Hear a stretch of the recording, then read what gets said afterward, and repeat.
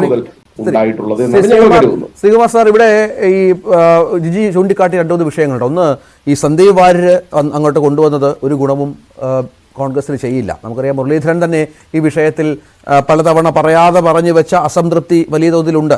പാണക്കാട് തങ്ങളെ കാണാൻ പോകുന്ന കാര്യത്തിലൊക്കെ നമുക്ക് പൊതുസമൂഹം തന്നെ ചിന്തിക്കുന്ന ഒത്തിരി കാര്യങ്ങളുണ്ട്. ഇത്രയും നാൾ ഇവരെയൊക്കെ ഇങ്ങനെ ചാനലിൽ കൂടി പരസ്യമായി എതിർത്തുകൊണ്ടിരുന്ന ആൾ വളരെ പെട്ടെന്ന് തെരഞ്ഞെടുപ്പുമായി ബന്ധപ്പെട്ട് നിലപാട് മാറ്റുന്നു, അവരെ കോൺഗ്രസ് സ്വീകരിക്കുന്നു എന്ന അങ്ങനെ ഒരുപാട് കൗതുക കാഴ്ചകൾ നമ്മൾ ഈ തെരഞ്ഞെടുപ്പിൽ കണ്ടു. മറ്റൊന്നാണ് ഈ പറഞ്ഞതുപോലെ ഈ സ്ഥാനാർത്ഥിയുമായി ബന്ധപ്പെട്ട കാര്യങ്ങൾ അവിടെ ഉയർന്നു വന്ന സാഹചര്യമൊക്കെ ഉണ്ടായിരുന്നു.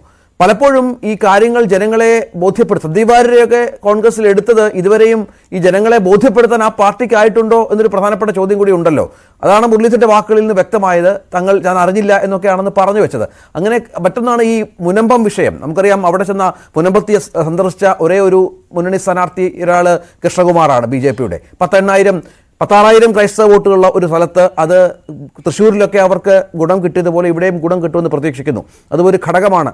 UDF-ന് കിട്ടിക്കൊണ്ടിരിക്കുന്ന വോട്ടുകളാണ്. അങ്ങനെ ഒരുപാട് മേഖലകളിൽ കൃത്യമായി വർക്ക് ചെയ്തിട്ടുണ്ട് BJP എന്ന് ചൂണ്ടിക്കാട്ടുകയായിരുന്നു. അതെ, നോക്കൂ, ഇവിടെ BJP പ്രതിനിധി CPM പ്രതിനിധി പറയുന്നത് അവരുടെ രാഷ്ട്രീയം പറയുകയാണ്. ഞാൻ നോക്കൂ, ഇത് നമ്മൾ ശ്രദ്ധിക്കേണ്ട കാര്യം രാജ്യത്തെ ഷാഫി പറമ്പിലിനെതിരായിട്ടുള്ള ഒരു നീക്കമാണ് പാലക്കാട് ഉപതെരഞ്ഞെടുപ്പിൽ ആദ്യം കണ്ടത്. അത് ഒരു വിഭാഗത്തിൽ എന്തായാലും ഒരു അസ്വസ്ഥത ഉണ്ടാക്കിയിട്ടുണ്ടാവുമല്ലോ. ഒന്ന്. രണ്ടാമത്തെ കാര്യം എന്താണ്? സന്ദീപ് വാര്യർ കോൺഗ്രസിലേക്ക് വന്നതാണ് ചർച്ച ചെയ്യുന്നത്. സന്ദീപ് വാര്യർ നല്ല മനുഷ്യനാണെന്നും സന്ദീപ് വാര്യർ നട്ടലുള്ളയാണെന്നും പറഞ്ഞ് CPM അതും ജനങ്ങൾ കേട്ടിട്ടുണ്ട്.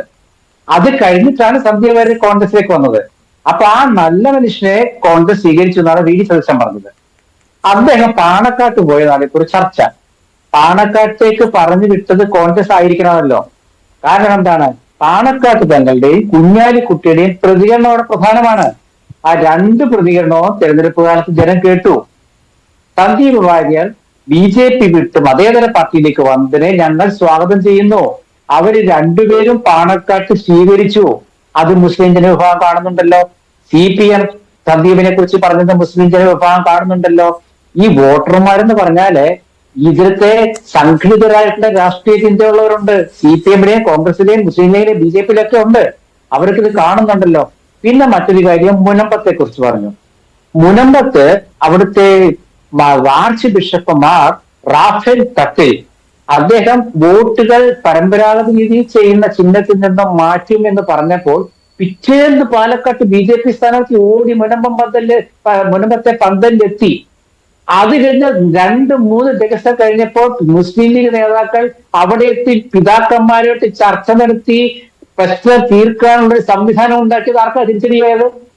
BJP-ക്കല്ലേ.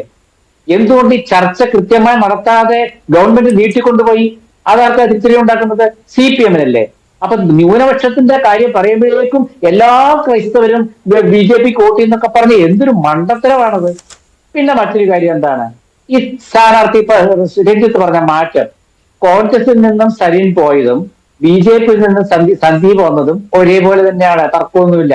പക്ഷേ സലീം CPM-ൽ പോയിട്ട് സ്ഥാനാർത്ഥിയായപ്പോൾ മത്സരിച്ചത് ചിഹ്നത്തിലല്ലെന്നുള്ള ആക്ഷേപം ആദ്യം വന്നത് പാലക്കാട് നിന്നാണ്.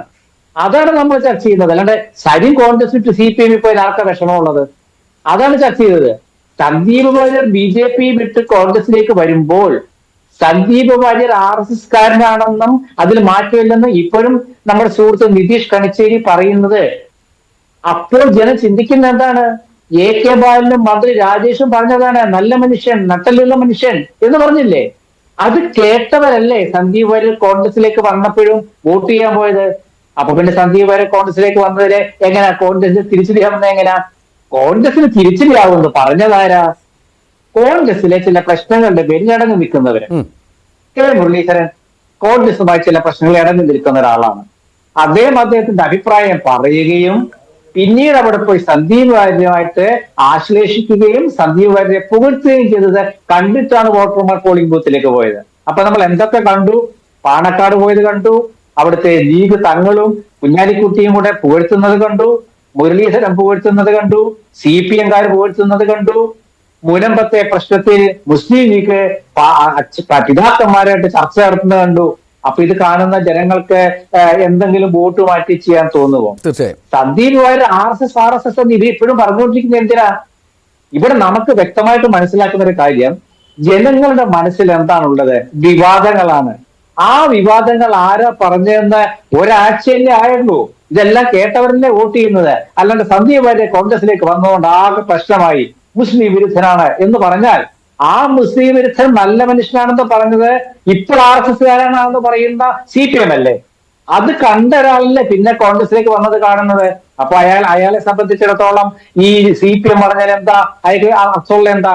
ഒരു മനുഷ്യൻ നല്ല മനുഷ്യനെ കോൺഗ്രസിലേക്ക് വന്നപ്പോൾ ഞങ്ങൾ എടുത്തു എന്നാണ് സതീശൻ പറഞ്ഞത്.